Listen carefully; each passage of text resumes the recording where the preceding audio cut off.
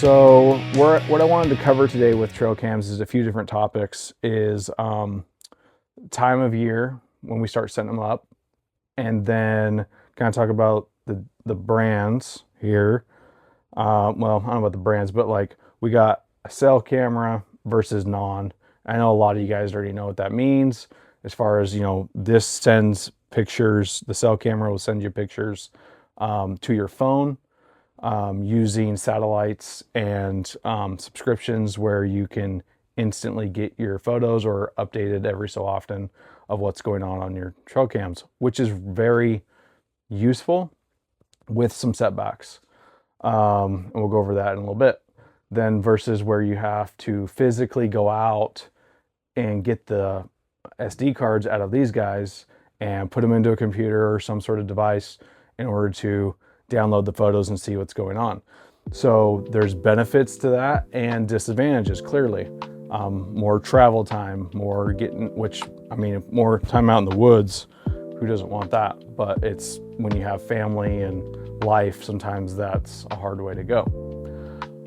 Let's see. So what am I going to do this year? 2026. What is my plan this year with what I have? Last video, we went over a lot of using what you have. You don't have to go buy the newest, the best.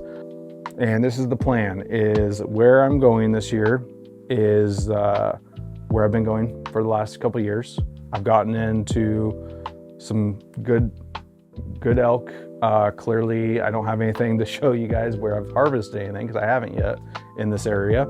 But I'm getting to know this area pretty well and understand what's going on.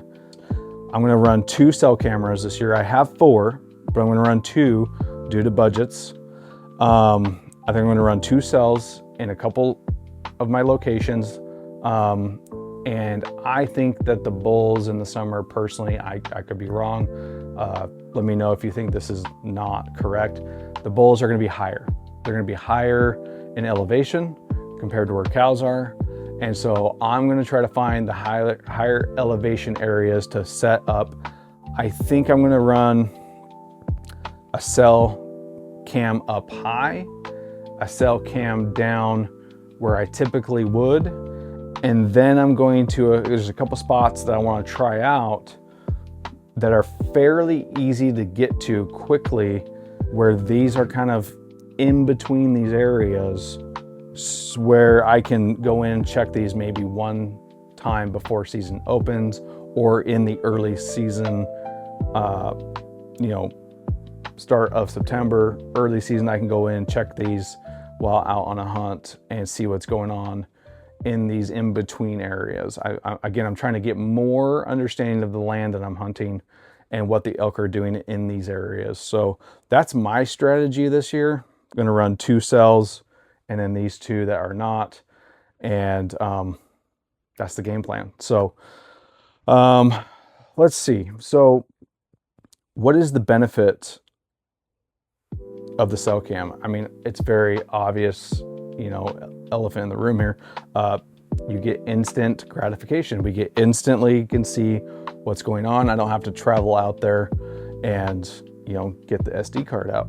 Now, the downfall to that is I had last year a malfunction with the camera and the connection with my phone where I still had to go out there. It actually made me have to go out a couple times and reboot. I had to call Moultrie and talk to them and see if they could do a hard boot from their side. And then where I didn't have to go out, but that wasn't the case. I had to go do a hard reset and get reconnected to the phone in order to continue to get my pictures. I feel like I lost pictures too, like they weren't storing.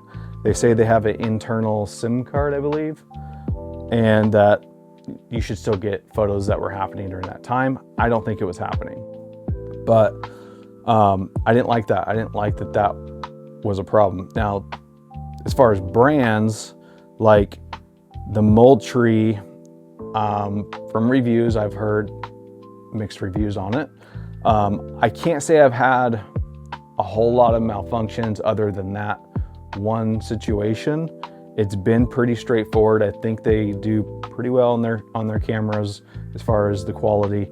But what I did like about the Reveal that I almost went with at the Sportsman Show is that they not only, I think, have an internal SIM card, they still have, you know, just your typical, like your typical, you know, you got just your SD card here in these. You can run an SD card in the Reveal cell camera too, in case something happens, you still get the photos on the SIM card. So that is something to think about when looking into cell cameras, is if that's an option.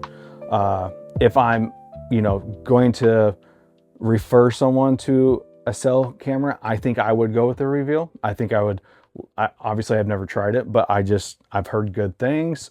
Not even just at the Sportsman Show. Obviously, they're trying to sell you something, but even other guys, they're saying that that's kind of a better product than the Moultrie. So Moultrie, you guys need to step it up. You need to start implementing some of these things that, you know, people are, I've seen complain about not having those SIM cards. So Moultrie, I hope they step it up here soon. Okay, so advantage, disadvantage to, you know, having a cell, and obviously you got to have cell service. That's another big one, is there's areas where we don't have cell service. You're not going to be able to run this. You got to run somewhere it's just, you know, plug and play. So yeah, that's my thoughts on this. I love it and hate it at the same time. Now, obviously the disadvantage, as I said before, to running a camera that's not cell is we're going to have to go out more if you want to see what's going on. You know, that's really, to me, that is the, trying to think of other disadvantages. I know there's more out there. It's been a long day, long weekend, I guess, if you will. So bear with me here. Weekend. Yeah. I mean, I guess quality of cameras, you know, that'd be something I'd want to look into more when it comes, if I were to go buy non-cell cameras. These are older editions. This is the Browning. I don't even know the model, honestly, but I've ran this in my backyard a couple times just to catch some coyotes going on back there, and some, you know, there's some deer back there. But I like this one a lot, the Browning. It's done pretty well. And was it 2 years ago, I ran both of them.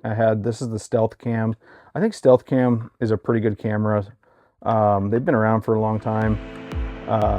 And I think that they have good product. I think they're well built. I would, you know, both of these, I would go with both of these again.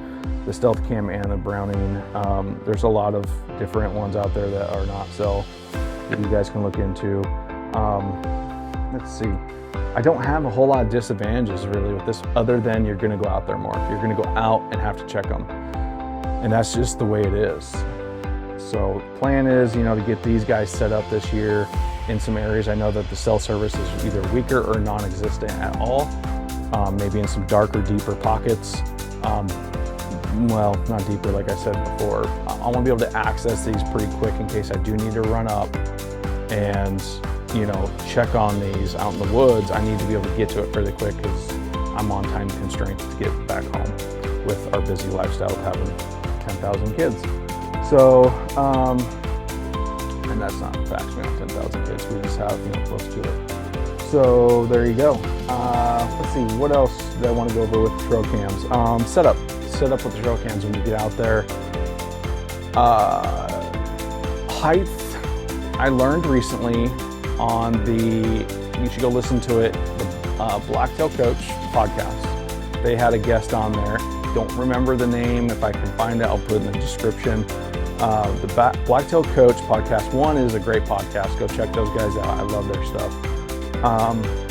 And two, his thing is trail cam. Like he does videos on YouTube of his trail cam setups, but he has, like, I want to say it was like close to the 100 mark of cameras out. I think he's out of Washington, but just out, right, year round. He's got his cameras out. He's going around checking. Obviously not the all 100, but doing his checkups on his cameras, and then he's posting them and doing content that way, and it's really cool. But he had suggested that if you want to be able to catch not just the elk and the deer, but if you want to see more predators or what else is going on, don't go as high as what you might think. I know a lot of guys are going higher, tilting down for safe, for not getting them stolen, because that's a big thing. People stealing these things all the time out in the woods. It's very frustrating, and I get that. But if you're wanting to see if there's predators in the area and what's going on there, you might want to consider, I think he said 3 feet roughly, 3 to 5 feet is where you want to be, and you're still going to catch the elk and the deer, and then you more than likely going to start catching some rodents and predators and things like that. I've caught bears at 5 to 6 feet, some mountain lions, but he's just suggesting you go lower. That's someone that does this all the time. I would call him, he's a professional.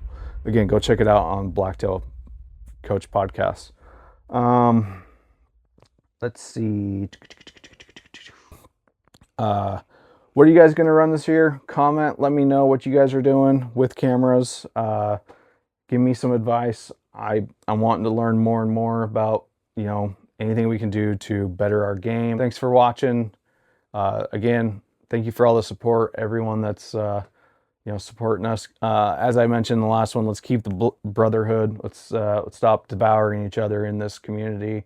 Let's keep strong and keep supporting everyone and everyone out there trying to just share their love of this industry and what we do as hunters and conservationists. So thank you. Have a good night.